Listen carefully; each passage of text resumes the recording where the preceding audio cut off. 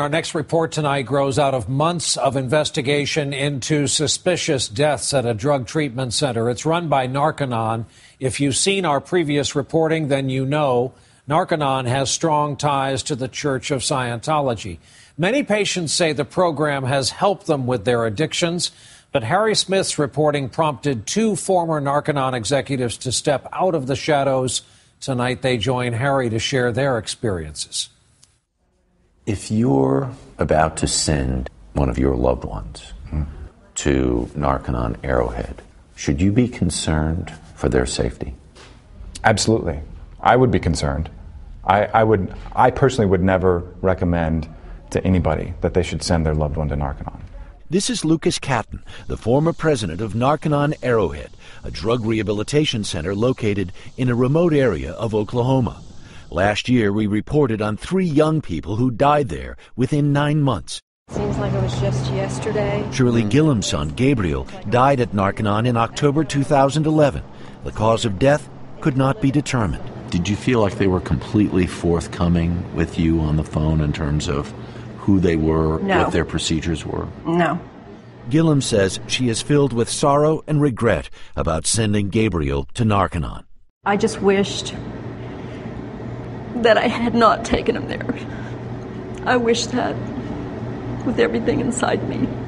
Catton and his former colleague Eric Tenorio, both executives who cut ties with Narconon 3 years ago, say though no one died on their watch, they feel compelled to speak out about what they say are the program's failings.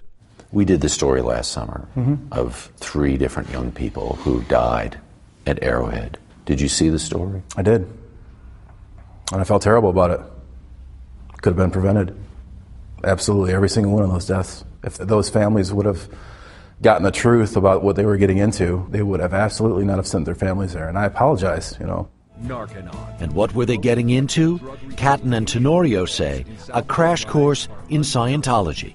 Patients are called students, and they study a series of 8 books based on the writings of Scientology founder L. Ron Hubbard. They can confront their own problems and solve their own problems, and so bring themselves up by their own bootstraps. Narconon promotes itself as a non-medical rehabilitation program. Its methods include 5 hours a day in a sauna for 30 straight days and mega doses of the vitamin niacin, all part of a larger system of life skills training that Narconon says has helped tens of thousands lead drug-free lives. You were taught in Hubbard's language that you are the expert in mental health. This is Lucas Catton as a young man. He arrived at Narconon as a patient in 1998 when he was 20 years old. His parents were concerned he was drinking too much. He got a job there as a counselor in 2000 and quickly worked his way up to president. At the time, and for years afterwards, he believed the program was helpful and gave this 2009 testimonial to the Church of Scientology. There is not a more comprehensive rehabilitation program available than Narconon. In this process, while you were at Narconon, did you become a Scientologist? I did. I became a full-fledged Scientologist, absolutely. I dedicated all of my time, life, money, everything was dedicated toward the purpose of advancing Scientology's aims. That is what you're doing at Narconon, is you're advancing the aims of Scientology. From your perspective, and you were the president of Narconon Arrowhead, does the Church of Scientology use Narconon as a way to recruit new members? Absolutely it does. The other main objective of Narconon, Catton says, was to pull in millions of dollars in revenue. The 3 to 6 month program cost $30,000 per patient. So therefore you're willing to either lie to them or misrepresent who you are or take people who aren't really qualified, anything to bring in the money to keep the facility going week after week after week. In a statement to NBC News, the Church of Scientology said the cost of Narconon is comparable to other addiction treatment programs.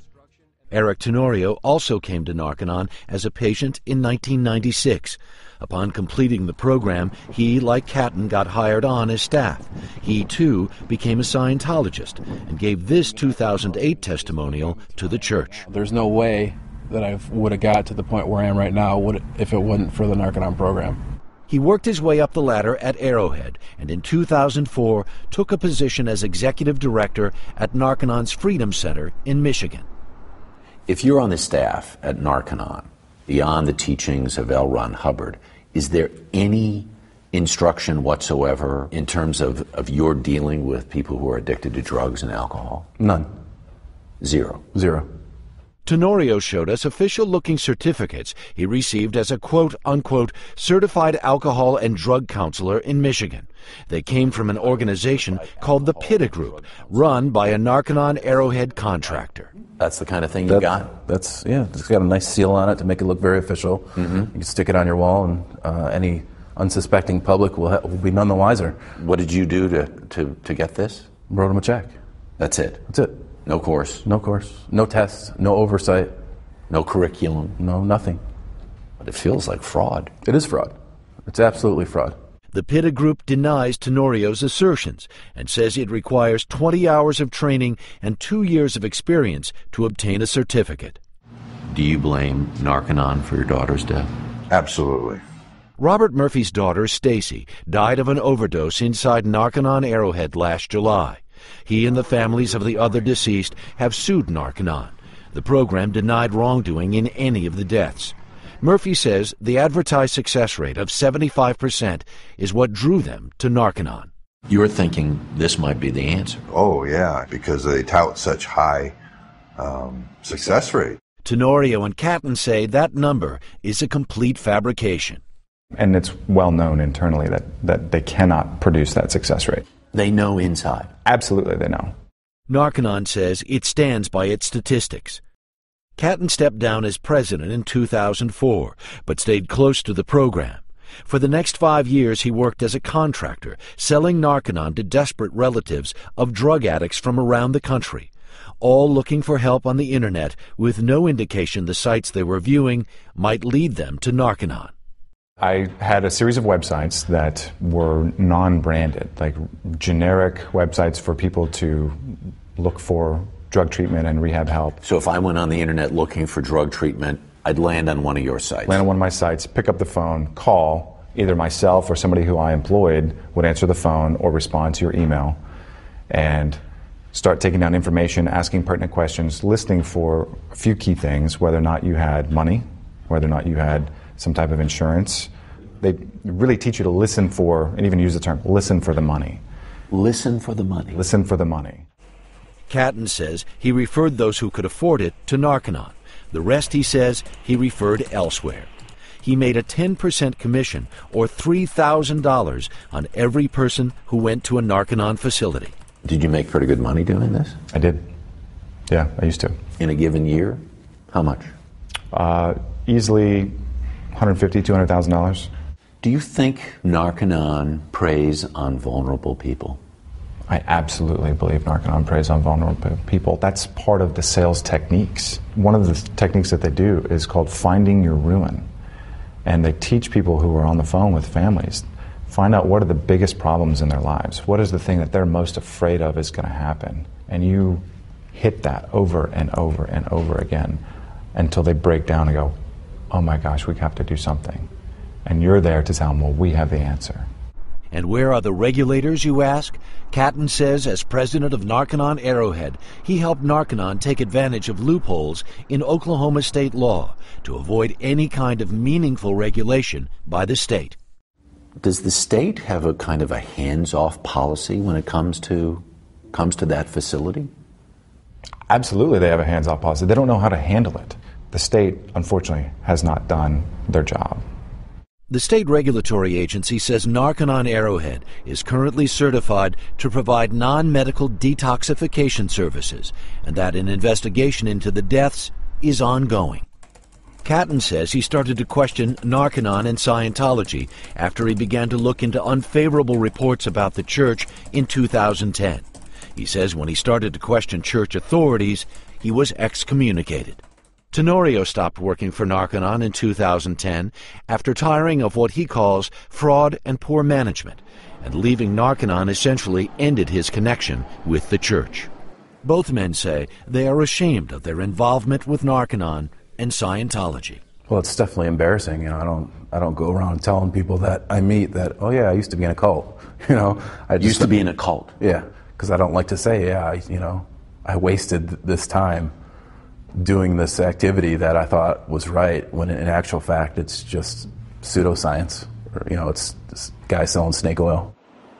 Narconon and Church of Scientology officials declined our request for on-camera interviews, but in statements, both organizations said that Narconon is not a source of recruitment for the church, and said only a very small percentage of patients join Scientology.